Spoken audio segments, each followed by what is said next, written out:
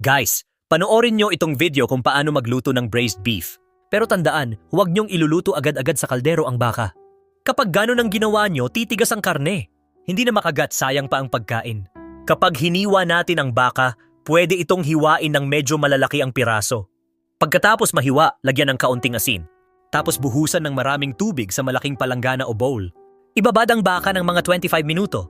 Pagkatapos ibabad, hugasan lang ng malinis na tubig. Ang tamang paraan, painitin ang mantika sa kawali. Igisa ang baka diretso sa kawali. Gamit ang malakas na apoy, igisa hanggang lumabas ang taba ng baka. Sa ganitong paraan, mas magiging malasa ang luto. Gisahin hanggang sa lumiit ang mga piraso ng baka at medyo mamula o mag-brown. Kapag ganyan na, ilagay ang sibuyas, luya at star anise. Dagdagan ng tuyong sili at bay leaves para sa pampalasa. Lagyan din ng 1 kutsara ng soybean sauce. At syempre, 1 tagay ng malakas na alak liquor. Pampaalis ng lansa at pampabango, tapos buhusan ng mainit na tubig. Ang organic acid mula sa alak o pampalasa ay nakakatulong sa pagpapalambot ng karne. Palambutin ang baka hanggang sa malambot ito at hindi makunat. Sabay na matatanggal din ang lansa at mantika.